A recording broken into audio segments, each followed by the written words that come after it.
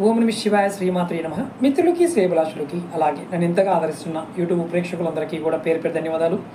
మిత్రులారా, మీ అందరికీ పరాదేవత ఎల్లవేళలా మీతో ఉండి మీ మనోవాంఛ నెరవేర్చాలని మనస్ఫూర్తిగా కోరుకుంటున్నాను. చాలామందికి శరీరంలో కొన్ని భాగాలు అదరడం వల్ల ఎటువంటి ఫలితం కలుగుతుందో అన్న కుతూహలం ఉంటుంది. మనం చాలా పుస్తకాలు చూస్తూ ఉంటాం. దీనికి రిఫరెన్స్ ఏదన్నా ఉందా అని కొంతమంది అడిగారు. ఈరోజు మనం పురుషులకి ఏమి అదిరితే ఎటువంటి ఫలితం కలుగుతుందో మనం తెలుసుకోవడానికి ప్రయత్నించేద్దాం. ఇది రిఫరెన్స్ ఎక్కడి నుంచి అంటే మత్స్య పురాణంలో ఈ రిఫరెన్స్ అనేది ఉంది.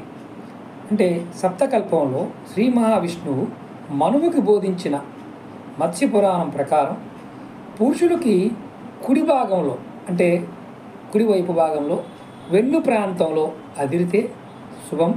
అలాగే అదే ఎడం వెన్ను భాగంలో లేదా గుండె మీద అదిరితే మంచిది కాదు. అదే లాలాటం అంటే మనకి ఈ భాగంలో ఎక్కడైనా అదిరితే మంచి ఉన్నత స్థానాభివృద్ధి కలుగుతుంది. అలాగే తల భాగం అదిరితే స్థిరాస్తి కొనే అవకాశం ఉంటుంది.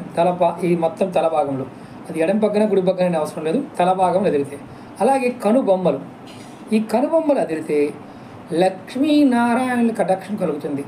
అలాగే కను కొనల మధ్య ఈ కారణంలో కనుక కన్ను అదిరితే మహాధన యోగం కలుగుతుంది. అలాగే కను రెప్పలు, ఈ కన్ను రెప్పలు ఏదైతే అదిరితే ఆ రోజు మీకు ఎదురే ఉండదని పురాణం చెప్తుంది. అలాగే పొట్ట అదిరిందనుకోండి, సంతోషము సుఖం కలుగుతుంది, సౌఖ్యం కలుగుతుంది. అలాగే చెయ్యి అదిరితే ఆకస్మిక ధన లాభం. అలాగే భుజం కనుక అదిరితే సుఖం దొరుకుతుంది. ముక్కు అదిరితే మహా సౌఖ్యమైన కీర్తి లభిస్తుంది. అలాగే స్త్రీలకు ఎడం వైపు, పురుషులకి కుడివైపు అదిరితే శుభంగా చెప్పవచ్చు. అంటే ఇవన్నీ కూడా స్త్రీలకి పురుషుల పాయింట్ ఆఫ్ వ్యూలో పురుషులకైతే కుడివైపు భాగం, స్త్రీలకైతే ఎడం వైపు భాగం అదిరితే శుభంగా ఈ నిట్లు చెప్పడం జరిగింది. ఇది మీరు రెగ్యులర్గా వినే ఉంటారు. మళ్ళీ మీకు మన ఆచారాలలో చిన్న చిన్న విషయాలలో ఎటువంటి పరిహారాలు ఉన్నాయో ప్రతిదీ కూడా మీకు తెలియజేయడానికి ప్రయత్నం చేస్తాను. అలాగే మీకు ఈ వీడియో నచ్చినట్లయితే లైక్ చేయండి, ఛానల్ని సబ్స్క్రైబ్ చేసుకోండి, పక్కనే ఉన్న గంట సింబల్ని యాక్టివేట్ చేసుకొని 10 మంది మిత్రులకి ఈ వీడియోని షేర్ చేయండి. ఓం నమః శివాయ శ్రీమాత్రే నమః.